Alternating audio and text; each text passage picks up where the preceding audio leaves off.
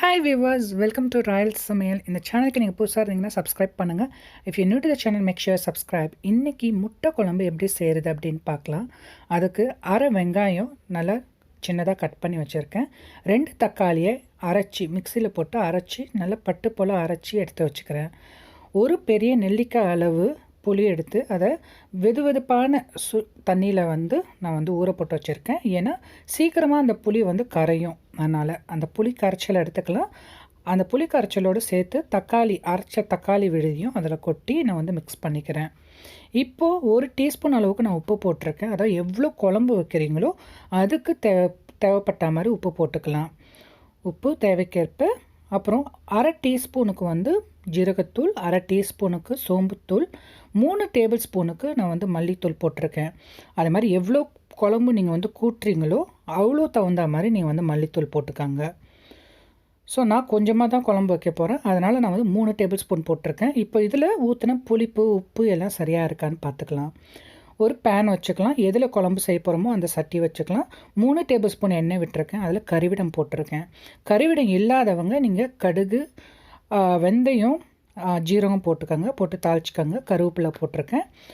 கருவேப்பிலை போட்டுட்டு இது அதோ கறிவிடம் போட்டிங்கன்னா அது டேஸ்ட்டே தனி, ரொம்ப நல்லாயிருக்கும். கறிவிடம் இருக்கிறவங்க கறிவிடம் போட்டுக்கோங்க.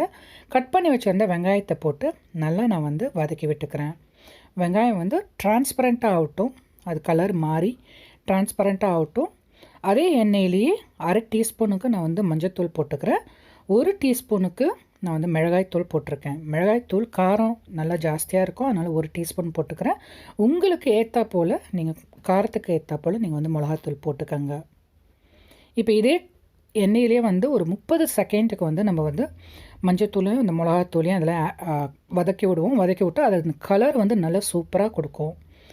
இப்போ நம்ம கரைச்சி வச்சுருந்த குழம்பை அதில் ஊற்றிடலாம். கூட்டி வச்சுருந்த குழம்ப இந்த தாளிச்ச இதில் ஊற்றிடலாம். ஊற்றினதுக்கப்புறமா நல்லா மிக்ஸ் பண்ணி விட்டுக்கலாம். மிக்ஸ் பண்ணி விட்டுட்டு ஒரு கொதி விடட்டும். ஏன்னா இது ஒரு கொதி விட்டுச்சுன்னா அதில் உள்ள பச்சை வாசனை எல்லாம், மசாலா வாசனை எல்லாமே போயிடும். முட்டையை போட்டு அப்புறமா நம்ம வேக வைக்கும்போது நமக்கு கரெக்டாக இருக்கும். இப்போ ஒரு கொதி வந்துருச்சு. இப்போ திறந்து பார்ப்போம். பாருங்கள், நல்லா சூப்பராக கொதிச்சிட்ருக்கு. இப்போது இதை சிம்மில் வச்சிடலாம். அடுப்பை நல்லா வேகமாக இருந்ததுனாக்கா அடுப்பை சிம்மில் வச்சுட்டு இப்போ முட்டையை உடச்சி ஊற்றிடலாம். எத்தனை முட்டை எடுத்துருக்கீங்களோ, நான் 4 முட்டை எடுத்துருக்கிறேன். இந்த முட்டையை இப்போ குழம்புல உடச்சி ஊற்றிடலாம். அதாவது ரொம்ப நெருக்கி உடச்சி ஊற்றாமல் கொஞ்சம் தள்ளி உடச்சி விட்ருக்குங்க.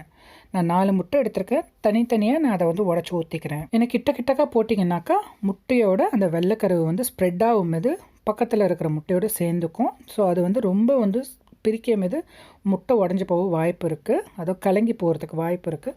அதனால் இந்த மாதிரி செப்பரேட்டாக தள்ளி நம்ம முட்டையை ஊற்றிக்கலாம். ஸோ இப்போ 4 முட்டையும் நான் தனித்தனியாக ஊற்றிட்டேன்.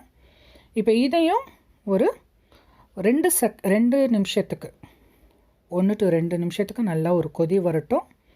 கொதி வந்ததுக்கப்புறமா இதை லைட்டாக, அதாவது ரொம்ப கலக்கிடக்கூடாது. முட்டை உடஞ்சிடும், அதாவது பிரிஞ்சு போயிடும். அதனால் லைட்டாக அது கலக்கிற மாதிரி நம்ம கலக்கி விடுவோம். முட்டை ஊற்றுறதுக்கு முன்னாடி அந்த குழம்பு நீங்கள் எவ்வளோ வேணாலும் நீங்கள் கலக்கிக்கலாம், மிக்ஸ் பண்ணிக்கலாம். ஆனால் முட்டை ஊற்றுனதுக்கப்புறம் ஜாக்கிரதையாக தான் கலக்கி விடணும். இதில் 1/2 கப்பு மாதிரி நான் தேங்காய் பால் ஊற்றிக்கிறேன். ஸோ தேங்காய் பால் ரொம்ப முக்கியம். அது திக்னஸை கொடுக்கும், ப்ளஸ் ரொம்ப நல்ல ஒரு டேஸ்ட்டை கொடுக்கும் அந்த குழம்புக்கு. கடைசியாக நான் தேங்காய் பாலை ஊற்றிடுறேன். தேங்காய் பாலை ஊற்றிட்டு கொதி எதுவுமே விடாமல் நான் ஆஃப் பண்ணிடுறேன். இப்போ சூப்பரான முட்டை குழம்பு ரெடி ஆகிடுச்சு. இதை சாதத்தோடு நீங்கள் இல்லைனா டிஃபன், தோசை, இட்லி, சப்பாத்தி அந்த மாதிரி நீங்கள் தொட்டுட்டு சாப்பிடலாம். ரொம்ப நல்லாயிருக்கும். இது கார்னிஷ் பண்ணுறதுக்கு நான் கொரியாண்டர் லீஃப், மல்லி இலை போட்டிருக்கேன். இதை அந்த கொதிக்கும் போதே போட்டிங்கனாக்கா அதோடய ஸ்மெல் இறங்கி ரொம்ப நல்லா டேஸ்ட்டாக இருக்கும் இந்த குழம்பு. கண்டிப்பாக இதை ட்ரை பண்ணி பாருங்கள். இது எங்கள் வீட்டு சாப்பாடில் ஒன் ஆஃப் த டிஷ்ஷாக இருக்கும். அதாவது ஒரு வாரத்தில் செய்கிறோம்னாக்கா கண்டிப்பாக முட்டை குழம்பு அப்படின்ட்டு இந்த டிஷ் இருக்கும். கண்டிப்பாக ட்ரை பண்ணி பாருங்கள். ட்ரை பண்ணிவிட்டு எப்படி இருந்ததுன்னு சொல்லுங்கள். இந்த வீடியோ பிடிச்சிருந்தா கண்டிப்பாக லைக் பண்ணுங்கள், ஷேர் பண்ணுங்கள், சப்ஸ்கிரைப் பண்ணுங்கள். சப்ஸ்கிரைப் பண்ணுங்கள். பக்கத்தில் உள்ள பெல் ஐகானை கிளிக் பண்ணுங்கள். இன்ஸ்டண்ட்டாக போகிற வீடியோஸ் எல்லாம் உங்களுக்கு சேரும். தேங்க்யூ.